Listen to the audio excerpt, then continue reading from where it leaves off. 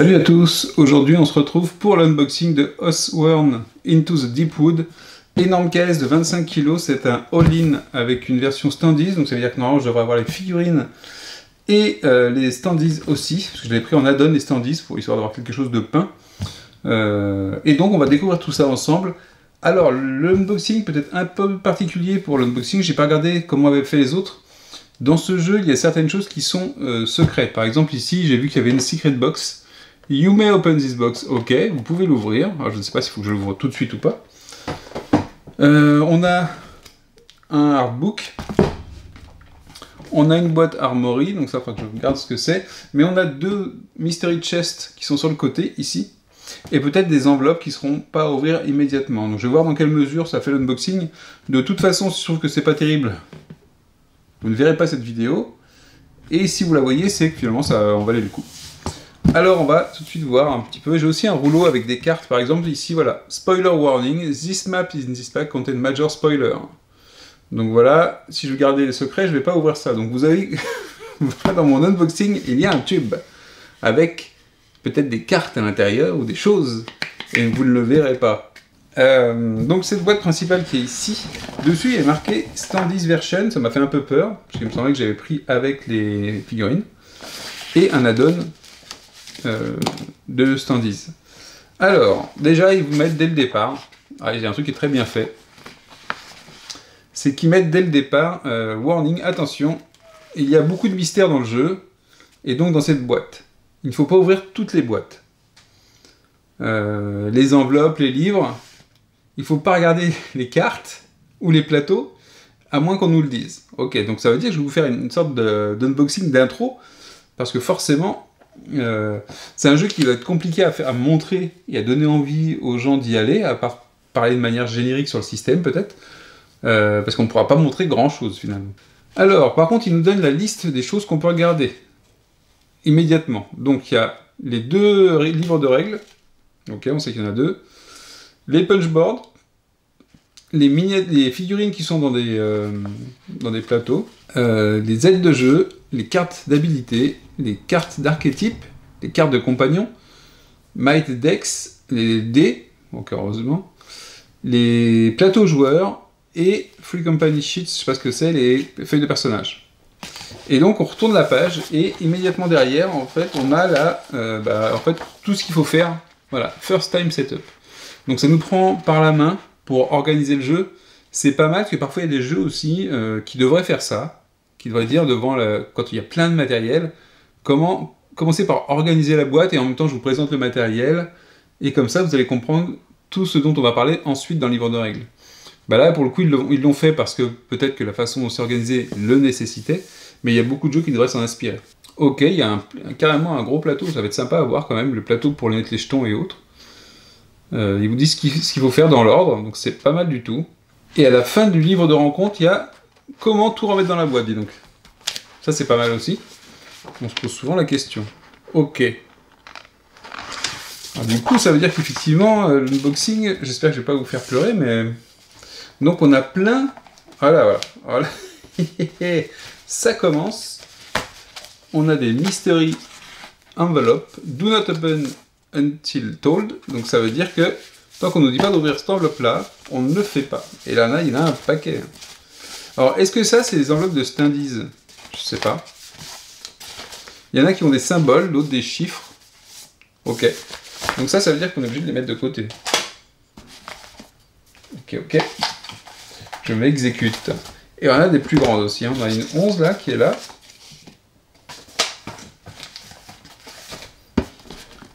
Et ensuite, on a des lettres un peu plus grandes. Enfin, des enveloppes plus grandes. Ok. A, B jusqu'à H. Ok. Donc je sais pas si ça contient de l'histoire. Le jeu est en anglais, hein. J'ai pas de version française, je crois pas. Donc pour ceux qui n'aiment pas le français, pour ceux qui n'aiment pas les jeux qu'on trouve en boutique, je vous laisse vaquer à vos occupations parce que ça ne vous intéressera surtout pas. Ah ok, donc il y a des miniatures qu'on va pouvoir monter mais en les clipsant. Oh là, non, en les clipsant, je sais pas s'il faudra pas mettre de la colle un petit peu. Apparemment on peut les clipser un peu comme les dernières Citadel, les dernières Games Workshop. Pour certaines figurines, on a plusieurs petites parties.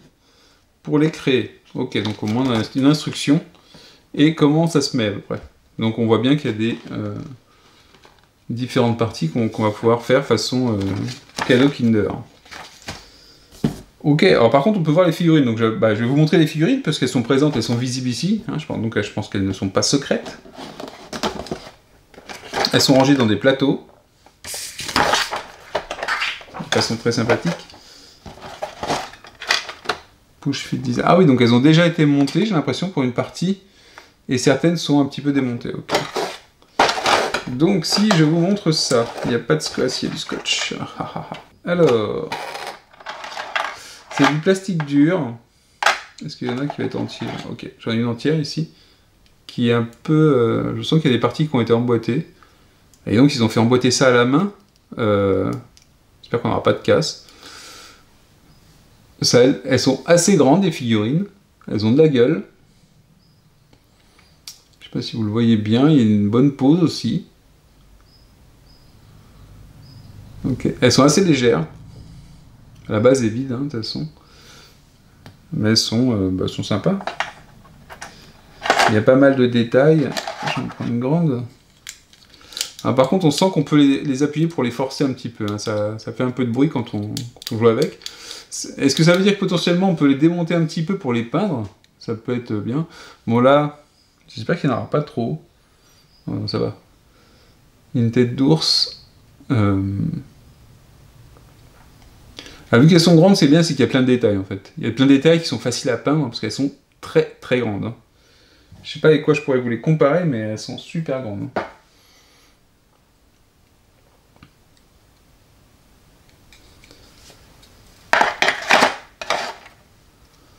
Et ma foi, elles ont des poses elles sont vraiment bien foutues. Hein. Pas trop complexes en détail, mais les détails sont très visibles. Très sympathique, très sympathique. Qu'est-ce qu'on a d'autre ici? Alors on a celui-là qui arrive en multipart, j'ai l'impression. Donc lui, ça se trouve, il faudra déboîter pour reboîter, je ne sais pas. Donc vous voyez que ça arrive en plusieurs parties. Ok. Du coup, je sais pas comment il va rester fixé celui-là. Il faudra peut-être le coller quand même. Hein.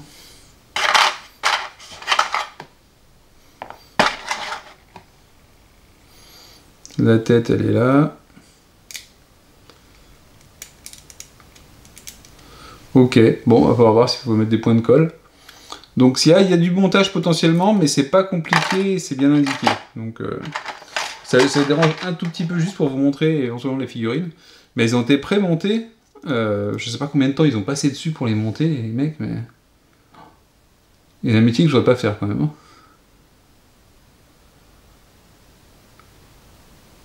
Bon, après, il y a pire comme métier que de monter des figurines, mais je pense qu'il y a... Quand on a... Voilà, tiens, il y a un bras qui est parti. Donc évidemment, ça peut s'arracher, mais c'est pas fixé, donc je pense qu'il faudra coller. Et elles sont en partie montées, on peut peut-être le faire au fur et à mesure. Donc on va sans tête.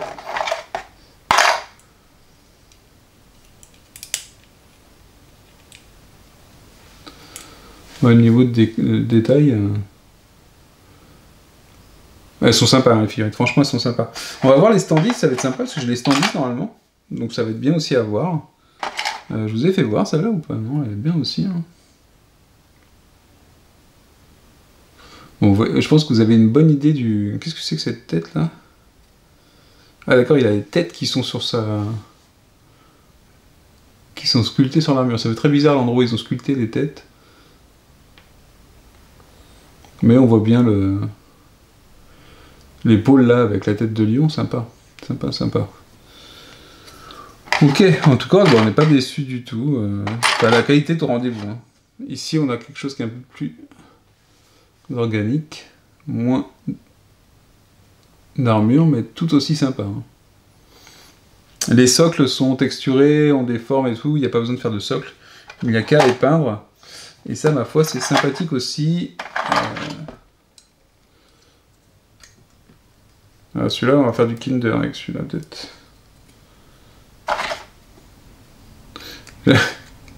Ça fait plus... Alors après, c'est appréciable, mais ça fait plus jouer Kinder en termes de... Comment dirais-je?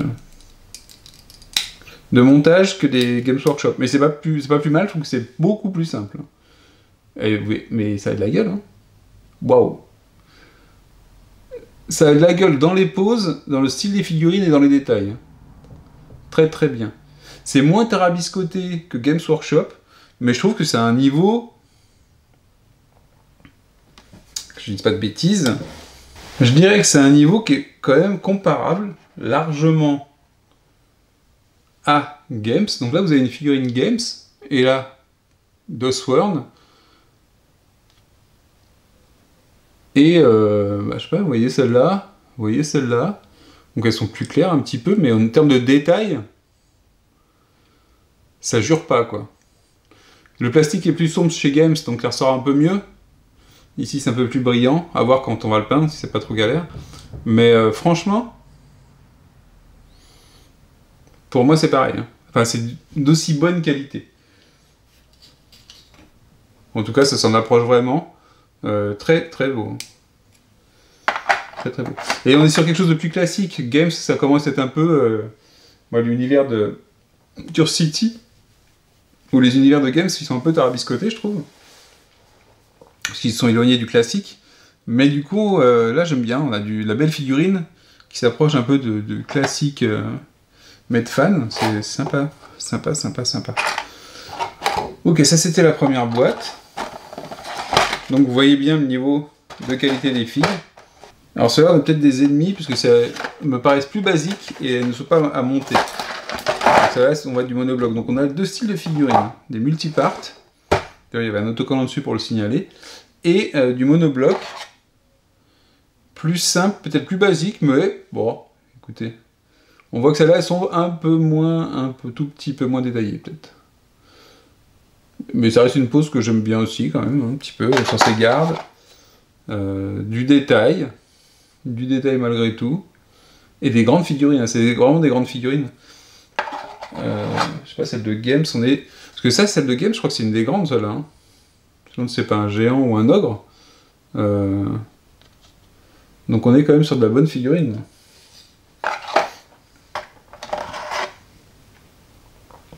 Des petites plantes bien sympathiques. On a l'impression que c'est pas la même... du fait qu'il y a beaucoup de détails là-dessus, j'ai l'impression que c'est pas la même matière. C'est très rigolo. Une sorte de plante... soit carnivore, soit avec des spores. Et ici, on a une sorte de capitaine de la garde. Je ne sais pas ce que c'est. Je ne sais pas qui c'est, plutôt. Peut-être un chouïa moins détaillé. Si je suis tatillon. Et encore. De beaux oiseaux, bien foutus aussi.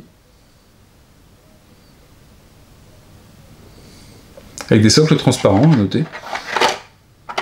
Le souci du taille et avec une posture différente. Pas mal ça. C'est pas mal. Donc ça c'était... Ah oui, j'ai eu la grosse bébête aussi. Et une grosse bébête...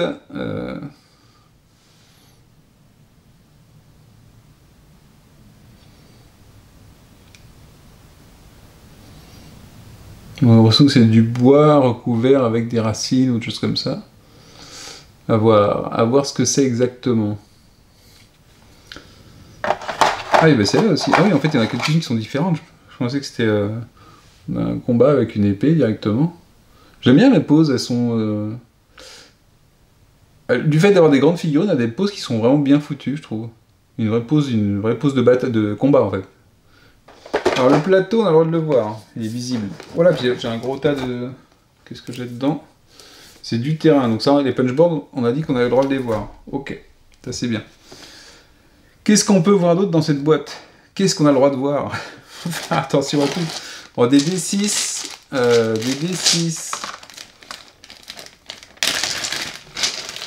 des D6 rouges avec des points... bon, ok, ça reste visible. C'est pas ce que je préfère quand ça brille. Mais c'est visible. Donc il y en a des standards. Il y a du D12 standard noir et du spécif de direction avec les points cardinaux. Il y a encore d'autres dés ici. Peut-être pour le dé de combat, ça me pense à Conan avec les couleurs blanc, noir, orange, rouge. Donc là c'est des dés de combat, il n'y a pas toutes les valeurs dessus. Donc, il y a un bon paquet de dés en tout cas. On va relancer du dé. Des petits cubes jaunes et des petits cubes rouges et des gemmes de couleur. Donc, on a beaucoup de plastique pour quelques petits trucs en bois, quand même. Dommage. Et là, par contre, alors, on a des petits supports comme ça. Sûrement pour mettre des cartes ou des plateaux. Comment ils appellent ça, là? Alors, Might Deck, est-ce que c'est ça? Peut-être. Ici, qu'est-ce qu'on a? Ah, on a des trucs de chapitre, alors on va pas les voir. Chapitre 2 ici. On a des bandes, c'est très joli. Hein. C'est très très joli. J'ai l'impression que ça sert de contour et d'embranchement d'événements ou d'histoires. Et c'est très joli. C'est tout colorié, c'est pas mal du tout. D'accord, donc là j'ai un gros paquet, et ça doit être le livre de règles. Ah, j'ai des plateaux joueurs. On va se régaler avec les illustrations.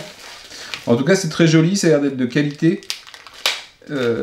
Entre ce jeu-là, Eusia, Stars of Acarios, les KS envoient du lourd cette année. Hein. On arrive à... C'est des KS qui ont pris beaucoup de temps, mais qui délivrent, qui délivrent un peu la promesse qu'ils avaient.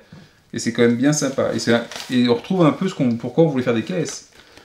On n'est pas sur du kilo plastique pour du kilo plastique, on veut des systèmes de jeu, on veut de l'originalité, on veut de la qualité. Bon après, comme tout jeu narratif, la qualité elle se juge dans le temps, par la cohérence, par l'écriture, parce qu'elle peut être bien sur le premier scénario et puis ça vous met dedans et puis d'un coup ça s'étire un petit peu, on commence à perdre du temps, on commence à remplir. C'est compliqué de faire des jeux longs et narratifs qui tiennent la route. Le livre est un peu abîmé, donc ça c'est le storybook, les chapitres 12-21. D'accord, ça c'est après. Donc là, blablabla, blablabla, hein, on n'a pas... Je peux pas vous montrer d'illustration, c'est du chapitre, c'est du livre dont vous êtes le héros un peu.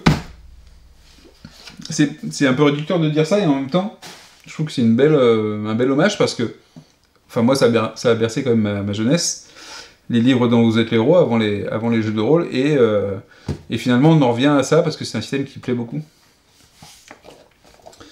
Alors ici on a un Encounter Rulebook, et donc au dos, on a effectivement le glossaire avec les différentes cartes et les différentes icônes. Ok. Merci aux 11 518 backers quand même, hein. Ça y va.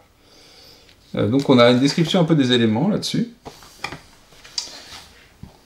Pourquoi est-ce que j'ai deux Encounter Book? Ah non, j'ai Encounter Rulebook et Encounter Book après. Hein.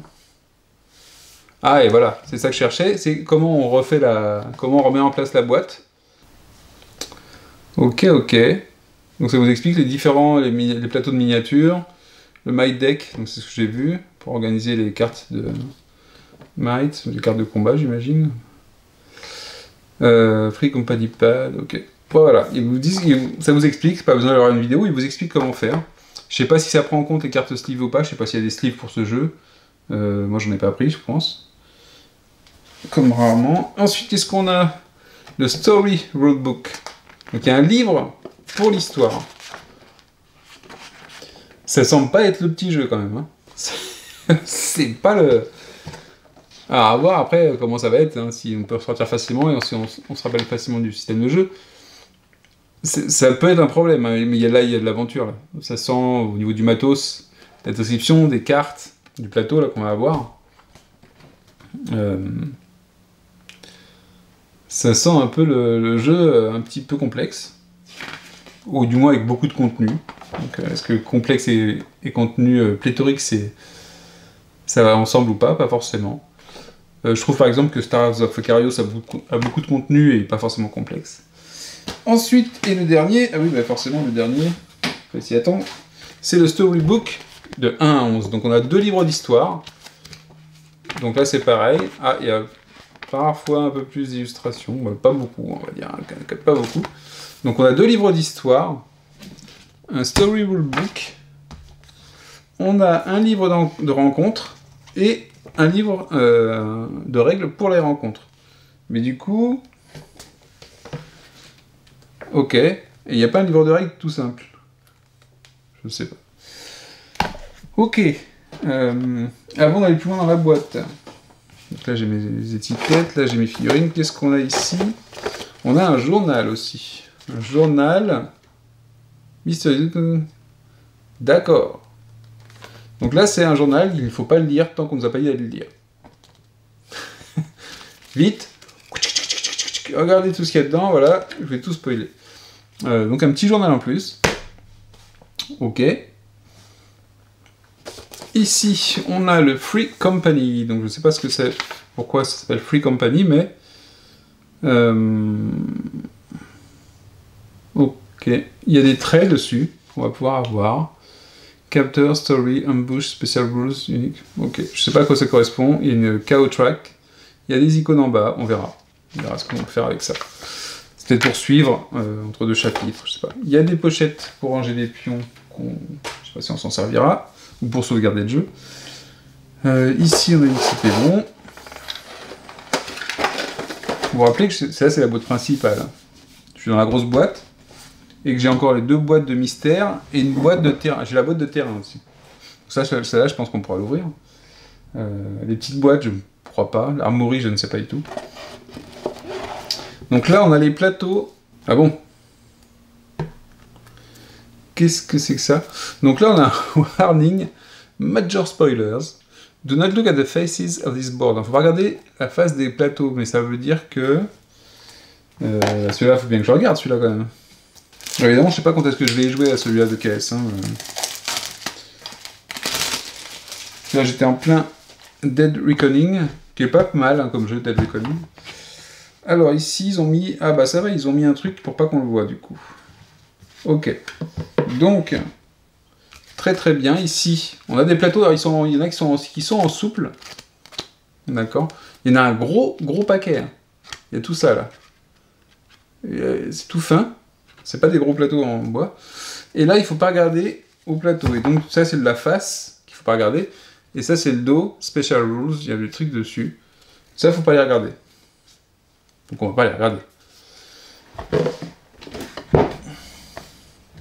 Ensuite, on a ce que je pense qu'ils ont appelé les plateaux joueurs, ou des plateaux aussi, je pense que c'est les joueurs. Donc on a les fameuses figurines qu'on a vues au début, qui étaient à monter, avec de belles illustrations, avec un plan plus gros ici, voilà. Difficulty. Ok. Ursus Warbeer. Sympa le plateau. Harbinger. Hop, je vous fais voir les illustrations un petit peu. Le style. Je vais pas commencer à analyser les icônes dessus, il n'y en a pas tant que ça. En fait, il n'y a pas trop d'informations dessus, c'est pas trop. Ça indique aussi ce qu'on peut équiper sur le personnage. Les illustrations sont sympas et je pense que les figurines se rendent bien hommage aux illustrations. Assez sympa. Un petit peu foncé, mais je pense que c'est volontaire.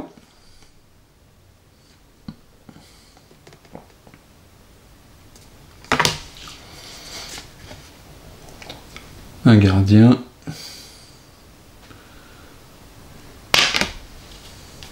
Le pénitent. Le pénitent le passe.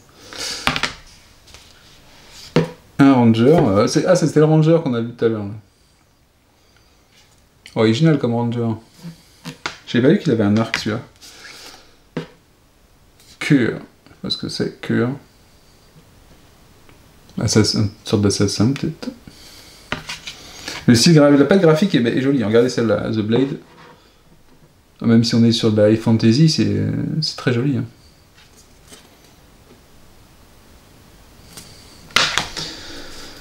Un prêtre, parce qu'une équipe a toujours un prêtre hein, pour se soigner. Bah, c'est souvent mon troisième personnage, le prêtre. C'est souvent, je vais faire un guerrier, C'est vrai qu'on retombe souvent, je sais pas si c'est le cas dans le jeu, mais on retombe souvent sur des archétypes ou des groupes. On a envie de les rendre, on a envie de se les approprier, et en même temps on sait qu'il va falloir répondre à certaines situations. Donc on va mettre un aventurier qui tape, un aventurier qui peut taper à distance, un aventurier qui va pouvoir soigner en troisième, et éventuellement après on se laisse sur un aventurier un peu exotique, soit un barde, non je déconne pas un barde, soit un magicien, soit un supplément pour taper. exilé. C'est pas mal celui-là aussi, tiens. Et le Groove Maiden. Ah non, c'est le Groove Maiden que j'avais vu. Alors du coup, le Ranger, je sais pas si je l'avais vu. En tout cas, les personnages, leur style graphique et tout donne envie de les jouer. Ils sont pas, il y en a pas un qu'on n'a pas envie de jouer par rapport à sa figurine ou autre. Donc ça, c'est bien sympa. Ensuite, je vais avoir des cartes. Donc ici, alors, vous voyez que sur le truc de départ, ils nous mettent organiseur 1, 2, 3, 4. Il y a un safe bag aussi, donc un sac de sauvegarde. Le Free Company Bag et To My Deck Organizer. Ok. Donc là, il nous précise que quand on met les cartes dans les organiseurs, il faut avoir les dos visibles, donc qu'on voit pas la face. Alors, évidemment, ce genre de jeu qui demande tellement de précautions à mettre en place pour pas se spoiler, pour pas avoir des choses, est-ce qu'il y a une rejouabilité? Est-ce qu'il y a besoin d'avoir une rejouabilité? Qu'est-ce qu'on fait du jeu une fois qu'on l'a fait? Est-ce qu'il est rejouable? Est-ce qu'on peut le réutiliser un jour? Est-ce qu'on a envie d'y revenir? Est-ce qu'on peut toujours avoir des surprises? Bah là, c'est toujours la grosse inconnue. J'aurais tendance à dire que plus il y a de choses cachées, moins on peut le rejouer, mais en même temps, s'il y a beaucoup de choses qu'on ne voit pas quand on le fait la première fois, peut-être qu'on peut le refaire une deuxième fois. Donc c'est toujours un petit peu, est-ce que j'ai acheté un produit comme un jeu vidéo, même si un jeu vidéo je peux le refaire, mais est-ce que je vais avoir un produit one shot que je peux pas réutiliser?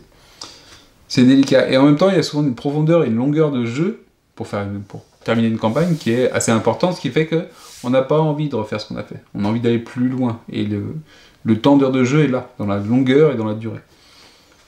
Ça, c'est toujours un débat, je pense, encore plus en jeu plateau qu'en jeu vidéo. Donc là, effectivement, on a des cartes avec des dos qui sont numérotés. Je sais pas s'il faut que je les sorte ou pas, je peux pas le faire tout de suite. Là, on a un petit truc pour mettre des tokens dedans. Et c'est ce qu'on a vu ici. C'est le token tray, donc le plateau des tokens. Ok. Il est un peu gros peut-être pour ce qu'il y a à ranger dedans. Je sais pas, en plus c'est pas très profond et puis c'est un truc léger. Est-ce que c'est utile? Bon, il existe. Si les jetons tiennent bien dedans, ça va. Ensuite, voilà, il y a encore ici. On a des sacs de sauvegarde, je pense. Puisqu'il est marqué Untrace ici. Et on a des supports, pour les standees, on a des supports transparents. Voilà. À voir à quoi ce sera utilisé. On a encore un plateau et le fond en plastique, je sais pas ce qu'on va mettre dedans. Et on a les 4 plateaux, les 4 boîtes pour s'organiser. Donc la 2 qui est ici. On a des petites cartes ici. Et on peut pas deviner ce que c'est. Hein. Franchement, je ne devine pas. Ici, on a un N. Je sais pas s'il faut l'ouvrir ou pas. Donc, qu'est-ce qu'il y a là-dedans? Il y a des petites cartes encore.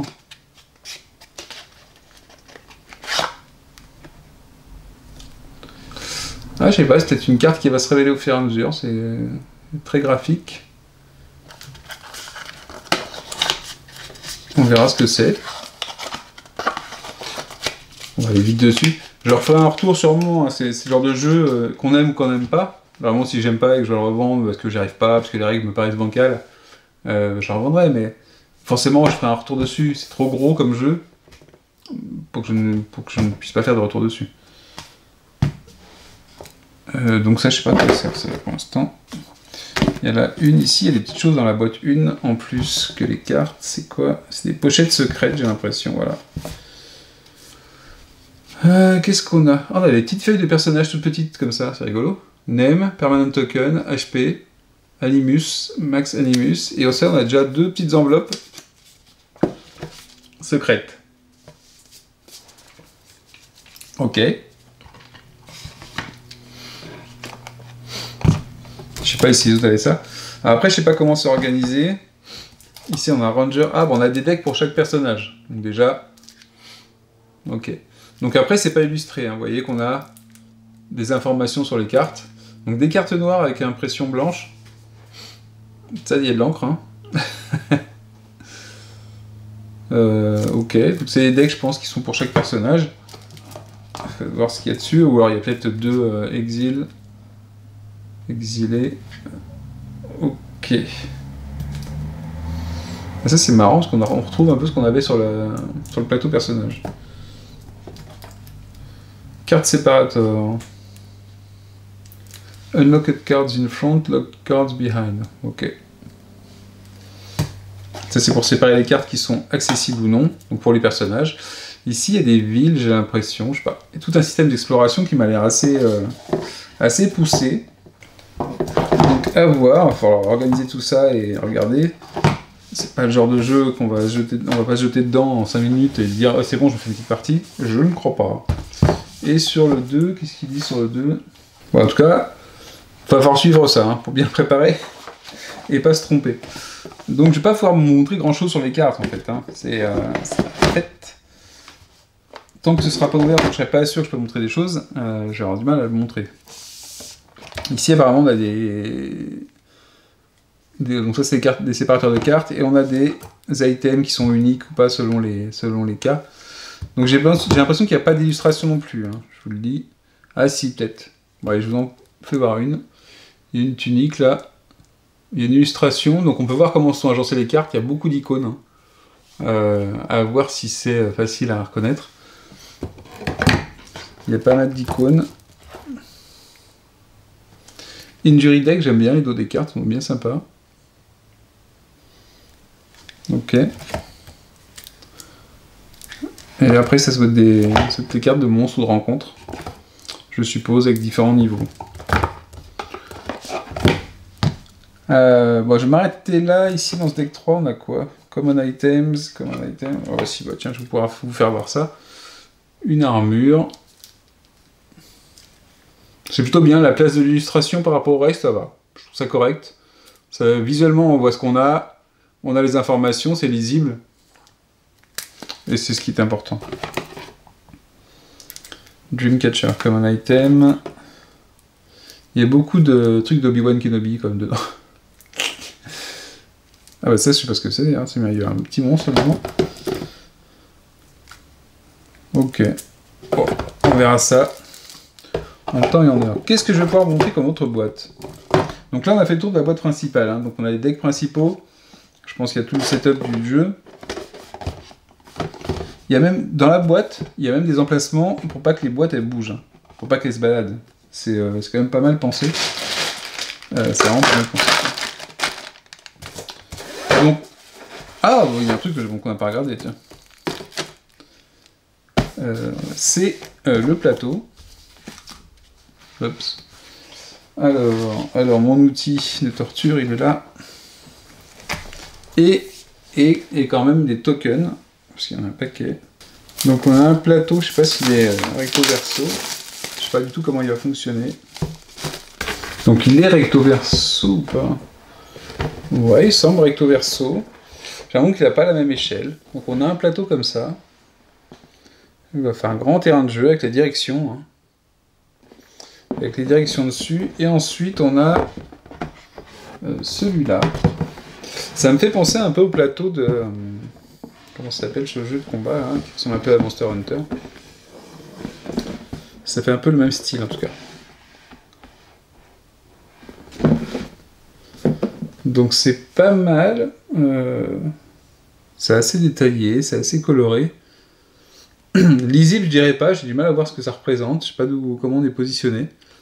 Mais bon, voilà, ça nous fait un environnement de Deepwood et un environnement, j'aimerais, où on peut faire l'exploration de groupe, peut-être. Ensuite, on a des tokens. Alors, les tokens, on a des planches. Bon, on en a un bon paquet, hein, je vous le dis. Donc ici, avec des petits tokens qui se dépunchent à merveille. Mais franchement, sans souci, quoi. Ils sont assez fins. C'est pas du gros token. Donc ici, on a des sortes de chapitres, des trucs d'histoire, des trucs de suivi, des pièces peut-être.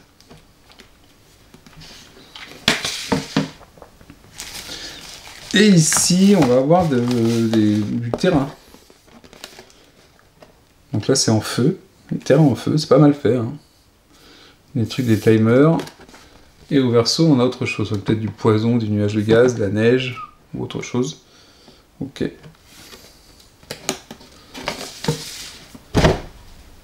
Je vais lâcher mes pions, je sais pas où. Et il y en a d'autres, c'est pas mal fait. Hein. C'est pas mal fait. On a une maison vue du dessus. Donc là, dans la même forme. Hein. Du mur, qui vient de se placer sur les hexagones, du coup, qu'on a vu. Donc ça, c'est-à-dire qu'on aura peut-être des setups à faire de terrain. Et ici, on a des... Bah, celui-là, on l'a en figurine, par exemple. On n'en a pas autant, par contre, en figurine. Hein. D'ailleurs, ouais, j'en ai pas autant en figurine. Donc, alors, est-ce que... non, je n'ai pas d'idée là-dessus. Ici, c'est une souche d'arbre, j'ai l'impression, qui est assez énorme. C'est marrant, parce qu'ici, je sais pas si on le voit bien, mais c'est un peu flou et en même temps très détaillé. C'est très... J'ai l'impression que ça a été zoomé, et ça, c'est détaillé à côté. Mais ça va, ça donne un joli résultat. Ah, les standees sont recto-verso. J'ai le dos du standees ici. Et la face ici, c'est pas mal. Et celui-là, oui, on l'a vu en figurine. Voilà, ça se dépunch très très très bien. On n'est pas sur de la EG, moi qui vous le dis. Le livre. J'ai un livre. Un hardbook. Parce que si on peut pas voir... Après, ce qu'il y a, c'est que le hardbook, est-ce que je vais pas me spoiler avec le hardbook? Imagine un hardbook, ils disent non, t'as pas le droit de lire plus loin, sinon tu vas te spoiler. Et voilà. Voilà. Tout le mystère de Oathsworn est ici. The Deepwood.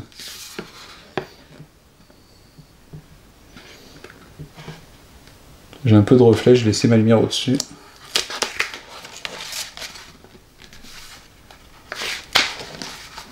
Bah, c'est pas mal. Hein. On a des grandes plages, des grands dessins, c'est relié. C'est pas de la graphe. Hein. C'est de la ficelle.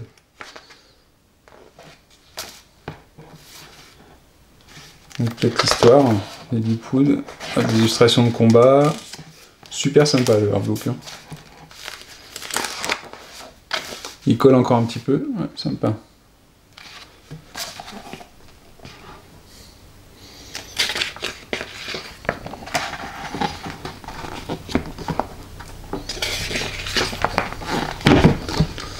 On sent qu'il y a du background quand même, c'est agréable aussi, hein, d'avoir un monde qui est pensé et autres.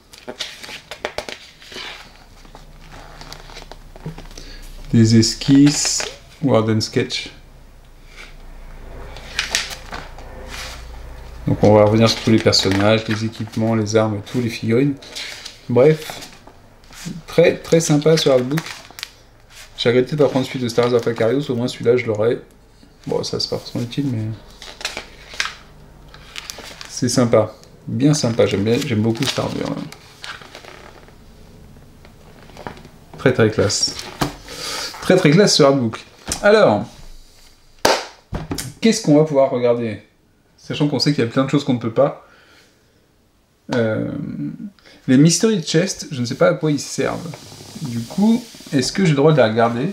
Bah, les terrains, on doit pouvoir les terrains. Donc les terrains, on va essayer de regarder les terrains un petit peu. Toutes mes enveloppes secrètes, là ça va, ça je vais pas les regarder, il n'y a pas de chance. Du coup, j'ai pas vu les... On n'a pas vu de standees. À part celui du garde là, j'en ai pas vu. Alors, est-ce que c'est dans les pochettes secrètes des premiers scénarios, on a les standees? Peut-être, je ne sais pas. Et, parce que j'avais pris l'add-on standees, donc là, je pourrais pas trop vous dire, parce que j'ai pas eu de personnage ici. Hein. J'ai pas vu de personnage. Donc c'est peut-être dans les pochettes secrètes, dès les premiers scénarios, on nous dit ce qu'on peut prendre. Compliqué à voir, en fait. Compliqué à voir. Là, ça devient compliqué chez moi pour m'organiser. Pour ne rien perdre. C'est pareil, ici j'ai l'armoirie. Est-ce que je peux l'ouvrir ou pas? Ça contient quoi l'armoirie? Bah, je vais me l'ouvrir. Tac, tac. De toute façon, quand il y a des trucs à pas regarder, généralement il le précise. Donc je dirais que toutes les boîtes que j'ai, je vais pouvoir les ouvrir. Mystery Chest 1, Mystery Chest 2. Alors il y a peut-être des figurines qu'on va découvrir au fur et à mesure aussi. Alors est-ce que je me spoil en ouvrant la boîte? Je ne sais pas.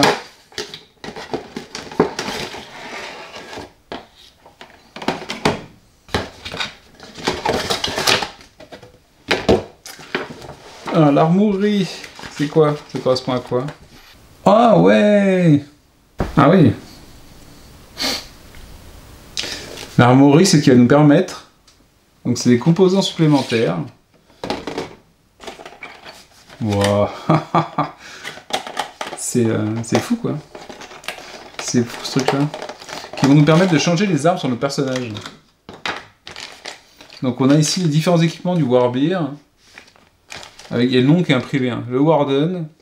Donc on va peut-être pouvoir changer la pose et les armes et armures du personnage. Donc il y a pour tous les personnages. Du coup je regarde pas trop quand même. Je vois des grosses armes ici. Et donc on va pouvoir les clipser et changer l'arme du personnage ou de l'armure, j'imagine. Voilà, c'est pour les armes. Il y a marqué que c'est pour les armes. Donc il faudra faire attention. Et puis on a pour les différents personnages, on a les différentes poses et différentes armes. Donc ça veut dire que pendant le jeu, si on a une nouvelle arme, je peux aller la chercher et changer la miniature. C'est pas classe, ça? Alors forcément, ça limite. On se dit qu'on a que ça comme arc pour le personnage. Mais c'est super sympa. Hein. Il y a un peu plus de choix. On voit les différentes. Ouais, on voit pas mal de choses quand même. Et donc pour chaque personnage de la boîte de départ, on a ça. Eh ben... Très sympa. Après, du coup, ça veut dire qu'il ne faut pas coller. Et ça veut dire qu'il y aura toujours peut-être un petit peu de jeu au niveau des figurines. Mais ça reste super sympa. Ça reste super sympa de pouvoir interchanger. Puis ça veut dire que c'est pas définitif. On peut resetter le jeu quand même. En tout cas à ce niveau-là. Donc, très chouette l'armorerie, très chouette. Et là, pourquoi j'ai ça ici avec? Ça fait quoi ça?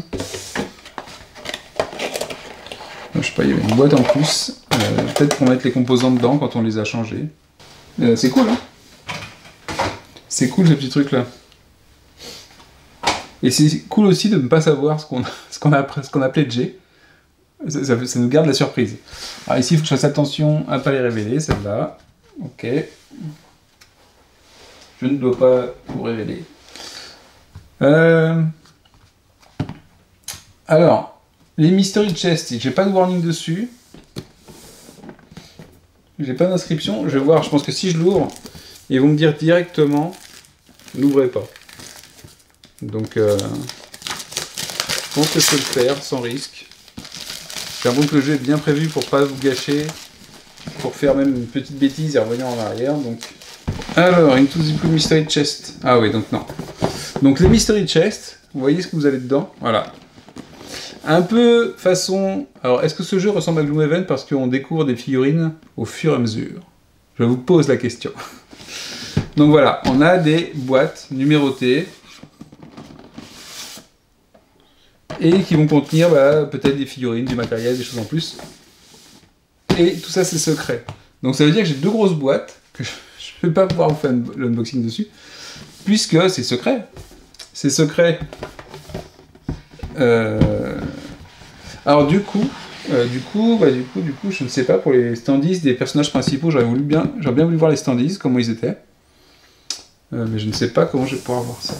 Alors est-ce que celle-là, elle est pareille? J'imagine que oui. Ça fait... Ah, bah du coup, ça sera peut-être une boîte pour la première partie des scénarios, et une boîte pour la deuxième partie. Voilà, on retrouve un peu la même chose. Donc, on a deux boîtes pleines de mystères, donc de choses qu'on ne voit pas dans le jeu, qu'on va découvrir au fur et à mesure. Ce que j'aime bien dans ce principe-là, c'est l'effet surprise. C'est quand même super cool que dans longtemps, je vais pouvoir découvrir des choses dans la boîte. L'autre chose aussi, c'est qu'on n'a pas tout le matériel d'un coup, et ça veut dire qu'on n'est pas perdu dès qu'on rentre dans le jeu. D'accord, on le trouvera au fur et à mesure.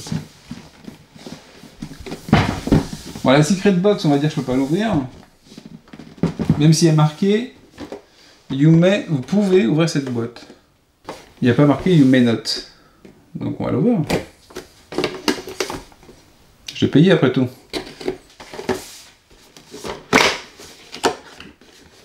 Ah ouais. Ah ouais.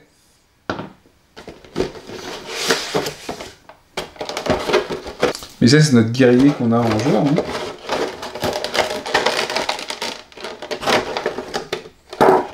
Bon.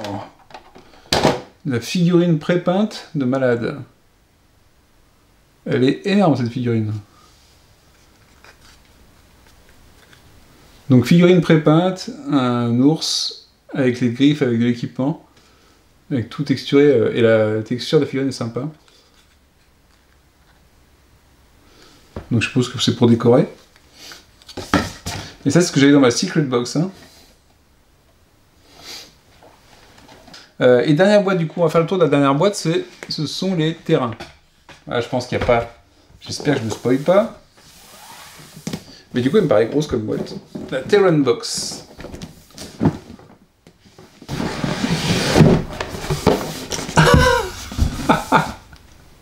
Je m'attendais pas. Vous vous rappelez, on a vu les punch. Oh la vache! On a vu les punch boards de ça en fait. Et je me dis, bah c'est bizarre, elle me paraît grosse la boîte par rapport au punch. Bah tu m'étonnes.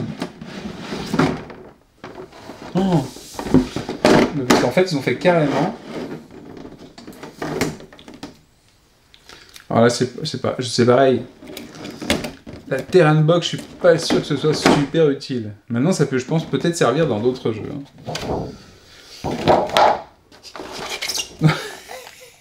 J'ai une maison en plastique. Non, mais... Ça, c'est la figurine citadelle de tout à l'heure. Hein. Donc, elle est à... C'est proportionnel. Hein. Ah la vache. Par rapport à la grosse figurine, bah ça va.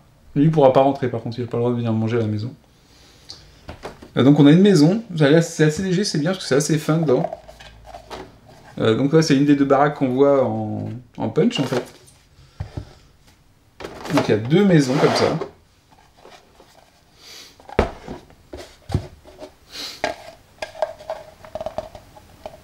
Et la porte elle est là.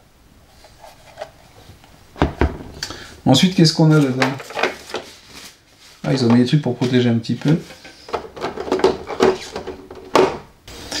Et on a les arbres. Donc effectivement, c'est les terrains qu'on avait. Donc il n'y a pas de flammes, un truc comme ça. Par contre, on a bien les arbres. Et ça se met comme ça. Ah si, voilà, on a un arbre complet. Et ça a la gueule. Hein. Bah voilà, on a des vrais arbres en 3D qui font un petit décor et qui sont réutilisables pour le coup sur d'autres jeux de figurines. Hein. Rangers of Shadow Deep ou autre. Je pense qu'on pourra faire quelque chose avec. Et donc, ça ne contient que ça. Donc, on doit avoir 1, 2, 3, 4, 5 arbres. 5 arbres et 2 maisons. Ah non, il y a d'autres choses. Pas que ça. Il y a d'autres choses. Ah oui, il y a les murs de pierre, j'avais oublié. Des gros murs de pierre. Donc ça... Alors la Terran Box, j'imagine que pour Oathworn, elle ne sert à... Il n'y a rien, il n'y a pas d'avantage à avoir cette boîte. Par contre, je trouve que c'est un gros avantage pour d'autres jeux de figurines à voir au niveau de l'échelle, mais c'est très sympa. Donc j'ai 1, 2, 3, 4, 5, 6 murs de pierre aussi. Donc 6 murs de pierre, 5 arbres. Pas mal, c'est pas mal du tout. Donc voilà, c'était l'unboxing un peu particulier de Oathworn, un peu particulier parce que bah évidemment, il y a beaucoup de choses qui sont en secret. J'ai pas pu vous faire voir les standees. J'aurais bien voulu. J'ai essayé de voir si c'est la première enveloppe spéciale. J'ai vu aucun standees du coup. Donc voilà quoi. Je sais pas si j'ai les standees finalement. Pourtant c'était bien l'exemplaire. Il y a marqué standees dessus. Mais je pense que les standees sont dans le... Alors peut-être que les héros sont peut-être sous forme de figurines de toute façon. Les Mystery Box contiennent... Voilà, je crois avoir compris. Ça, c'est l'enveloppe Standees qui correspond à la boîte numéro 1 de la Mystery Box, des Mystery Box. D'accord? Donc, toutes les enveloppes comme ça seront pour les versions Standees. Est-ce que j'en fais voir une quand même? Alors, je vais vous le faire voir quand même, ce sera le premier de toute façon. Mais, vous voyez la taille du Standees. On est pressé de voir la figurine après ça. Bon, j'ai pris l'enveloppe 1, d'accord. Et donc je suppose que c'est ce que j'aurai dans la Mystery Box 1, dans la boîte 1 de cette Mystery Box. Peut-être le premier ennemi. Voilà, j'ai un peu triché là-dessus. Pour vous faire voir ce qu'on pouvait y trouver. Ok. Donc c'est bien ça, mes enveloppes de départ sont les standees. Les boîtes qui sont les Mystery Chest, sont... oui, c'était pas Mystery Box, c'est Mystery Chest, sont les figurines qui vont correspondre aux monstres qu'on va rencontrer. Et donc toute cette partie cachée, ce sont les figurines de monstres, les rencontres qu'on va faire. D'accord. Donc c'était Oathsworn, l'unboxing. Et ça donne envie forcément d'aller découvrir ce qu'il y a derrière tout ça, parce qu'il y a du matériel, il y a beaucoup de cartes, il y a beaucoup de choses. Sûrement une petite complexité malgré tout. Et on essaiera de découvrir ça. Je vous ferai mon retour sur la chaîne. Et sur ce, je vous dis à la prochaine. Ciao, ciao.